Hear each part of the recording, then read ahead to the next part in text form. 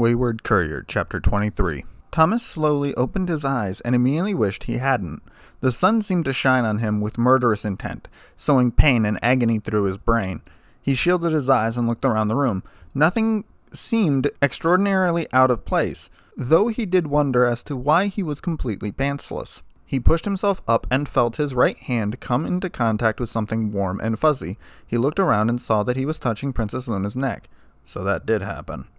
He muttered calmly. This calmness disappeared when he noticed that her mane and tail were flowing like on an invisible wind, and he fell off the bed as he tried to get away. Oof.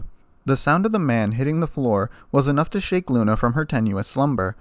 "Oh, my head," she groaned. "Never again." She looked around the room and blinked. "Wait, this isn't my room. Where am I?" "I think I landed on my Pip-Boy," the courier muttered in pain from his place on the floor.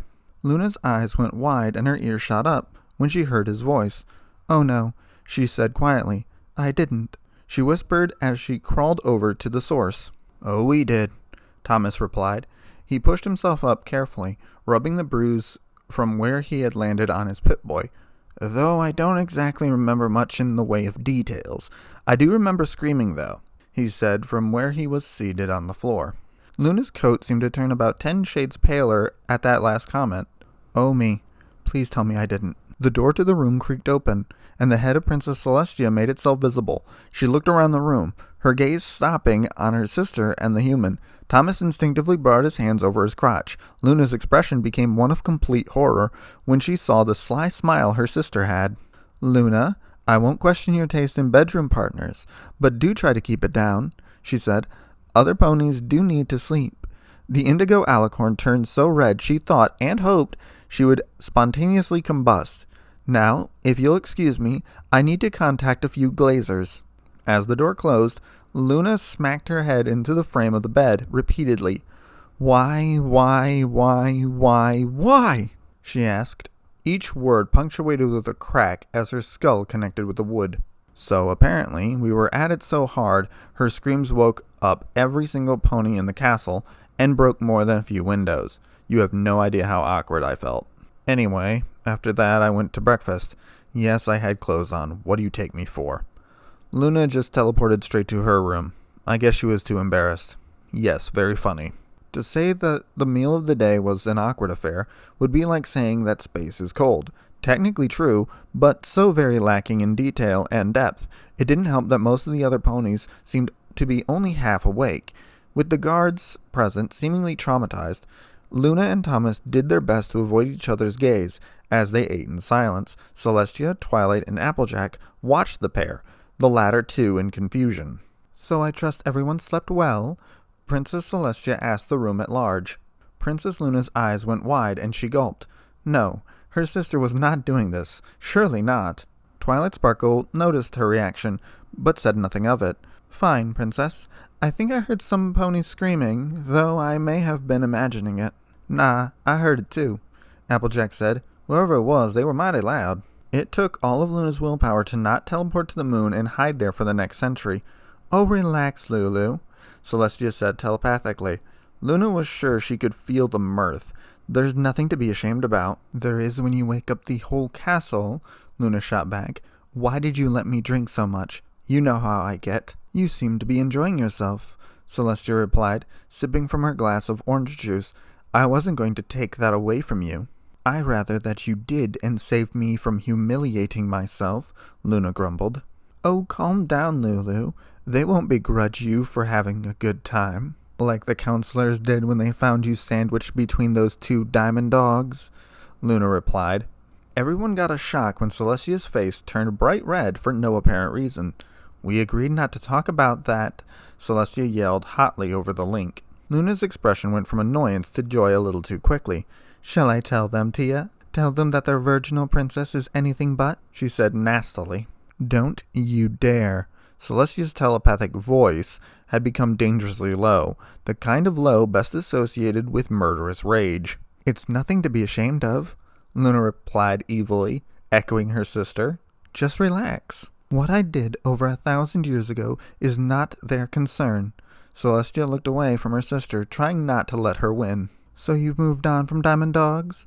Luna asked innocently. Is it griffins now? Or perhaps minotaurs?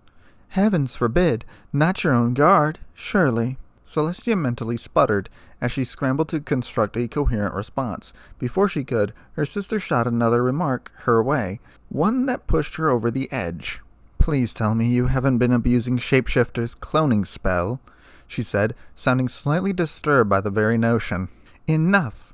Celestia screamed over the link. While the princesses had their little discussion, Applejack and Thomas were having one of their own. I want to say I'm sorry. You're a right decent sort, and it was wrong of me to judge you so harshly. Thomas blinked. I was not expecting this. Thanks? It's just that, when I saw you fight those dogs, it was like a completely different pony. I thought it was just an act, the way you were before, the farmer admitted. I couldn't rightly see how you could be so kind, and so darn scary as well. The courier sighed. To do what I do, you have to be a bit two-faced. In a fight, it's a completely different part of me, one that enjoys it. Doesn't help that when I have a job, I kind of get a little caught up in it. Only reason I went after Benny in the first place. Applejack tilted her head in confusion, not knowing what he was referring to. And when the job means I have to hurt people, I try to make it as quick as possible. I don't want to know what'll happen if that other side stays in control too long. Applejack was silent, taking all that in. She could see where the man was coming from. She didn't really understand, and doubted she ever would, but she could tell that every word was sincere. He spoke nothing but the truth. If you don't mind me asking, why did you react so badly to those dogs? She asked. It was something that had bothered her constantly, and she wanted an answer. He stayed silent. For so long she thought he wouldn't answer. Just after I found Benny, I was offered a chance to talk with Caesar, the man who commanded the Legion. I decided to go, simply because I wanted to know what I was dealing with. Knowledge is power and all that, he said, gesturing aimlessly with one hand. Anyway, I got to the fort, and they took most of my weapons. I came across a young girl, about 10 I think. Her name was Melody. She told me that all she did was tend to the animals, but the way she said it. All the ponies had gone silent, even the princesses, having finished their little argument. They watched the courier intently, waiting for him to finish. I talked to her a bit longer. What I found out. What she told me. He sighed and lowered his head. I went and killed the guards, and got my weapons. Then I killed every single soldier in that camp. When I got to Caesar, I put 2 holes in his head before he could even open his mouth. His guards didn't last much longer. He finished, his voice so full of malice that even Celestia was shaken. What inspired you to create such a bloodbath? Luna asked. They were raping her, he replied darkly. The ponies gaped at the news. She was only a child, and every night one of those sick bastards would force himself onto her. And you thought... Applejack's voice trailed off. I thought your sister and her friends were going to go through the same ordeal, Thomas said, finishing her sentence. What happened to Melody? Twilight asked, unable to imagine what could drive a being to do something so wrong to one so innocent. I took her to the followers of the apocalypse. They try to educate people about the best ways to survive, medicine and such, he explained. I didn't know if they would be much help, but there was nowhere else to go. Last I heard, Melody was helping run errands for the followers in Freeside. Thomas smiled. She seems so much happier now. That... Luna didn't have a chance to say any more because at that moment, Rarity decided to walk in. Twilight, what are you doing here? The purple-maned pony asked. What do you mean? The lavender bookworm asked. I've been here for about half an hour. But I just saw you walk into Fluttershy's room, Rarity explained worriedly. Courier! Luna exclaimed, rising from her seat. What? He asked, still a little caught up in the story he had just finished recounting. Come with me, she ordered. Surely you can wait, Lulu, Celestia said teasingly over their link. You may finally have a link regarding the theft, and all you can do is joke, Luna replied venomously. This is no time for such things. Celestia blinked, unaccustomed to hearing such poison in her sister's words. But the younger princess had a point. Of course, Lulu. Forgive me. What's going on? Thomas asked, still confused as to what was going on. We may have a suspect regarding your stolen belongings. Really? Thomas asked, jumping up from his seat, sounding the liveliest he ever had. He cracked his knuckles in a threatening fashion. About fucking time. So off we went to Fluttershy's room, the 5 of us, not used to having so much backup. It felt good. Well, we got there, and Fucking strangest thing I've ever seen. Twilight was talking to Fluttershy, but Twilight was right next to Celestia as well. I knew these changelings were capable of that, but I never thought it would be so flawless. At least until the other Twilight saw us, and her eyes turned green. And I mean radioactive waste green, complete with glowing. I get the feeling that it was going to attack us, but I never gave it the chance.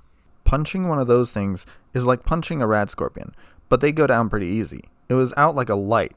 Let me tell you, those fuckers look weird. They stand like the rest of the ponies, but they've got this black shell. Carapace? That's the word? Well, yeah, one of those. They have strange holes in their legs. No idea what they're for. No, they go all the way through. Wings like the ones off a bloatfly, a jagged pointy horn, and, oh boy, the eyes. You've seen a Cazador's eyes, right? Well, just like that, but blue. Like sky blue. It was creepy. No, the weirdest part was the fact that somehow, despite the fact that they've got this solid carapace, the face was just as expressive as the ponies. I don't know, maybe there's so many small plates or something. We didn't dissect it. What's wrong with you? Author's notes. I don't really have anything to say. Enjoy, I guess.